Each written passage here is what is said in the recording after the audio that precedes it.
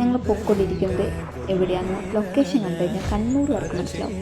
Parassinikkadavu Muthappan മടപ്പുരയുടെ view ആണിപ്പോൾ കണ്ടുകൊണ്ടിരിക്കുന്നത്. ഈ long view കാണുമ്പോൾ തന്നെ നമുക്ക് മനസ്സിന് ഭയങ്കര പോസിറ്റീവ് എനർജി കിട്ടും. സൺഡേ ആയിരുന്നു പോയത്. അത്യാവശ്യം നല്ല തിരക്കുണ്ടായിരുന്നു. ഇട ദിവസങ്ങളിൽ തിരക്ക് കുറവായിരിക്കും. മുത്തപ്പനെ കണ്ട് നന്നായി പ്രാർത്ഥിച്ച് പിന്നെ ഞങ്ങൾ പ്രസാദം കഴിക്കാനാണ് പോയത്. പയർ പൊങ്ങിച്ചതും തേങ്ങാപ്പൂവും ചായയുമാണ് പ്രസാദം. ഇത് രാവിലെയും വൈകുന്നേരവും ഉണ്ടാവും. പിന്നെ ഒത്തിരി കടകളുണ്ട് പർച്ചേസ് ചെയ്യാൻ പറ്റിയ. 11 മണിക്ക് സർവീസ് ബോട്ട് ഉണ്ടെന്ന് ഒരു ചേട്ടൻ പറഞ്ഞതനുസരിച്ച് ഞങ്ങൾ വെച്ച് പിടിച്ച് ബോട്ട് കെട്ടിയിലോട്ട്. നമ്മുടെ പറശ്ശിനിക്കടവും മടപ്പുരയുടെ സൈഡിലായിട്ട് തന്നെയാണ് ഈ ബോട്ട് കെട്ടി വരുന്നത്. അധികം അന്വേഷിക്കേണ്ട ആവശ്യമൊന്നുമില്ല. നമുക്ക് ജസ്റ്റ് നോക്കിയാൽ തന്നെ കാണാവുന്ന ദൂരത്ത് തന്നെയാണ് ഈ ബോട്ട് ജെട്ടി സ്ഥിതി ചെയ്യുന്നത്. ഞങ്ങൾ കയറിയത് സർവീസ് ബോട്ടിലായിരുന്നു. 40 രൂപയായിരുന്നു ഒരാൾക്ക് ചാർജ്. അഫോർഡബിൾ റേറ്റ് തന്നെയായിരുന്നു അത്. നമ്മുടെ വളപട്ടണം പുഴയുടെയും മടപ്പുരയുടെയും ഭംഗി ആസ്വദിച്ചുകൊണ്ട് നല്ലൊരു ബോട്ട് യാത്ര തന്നെയായിരുന്നു ഞങ്ങൾക്കത്.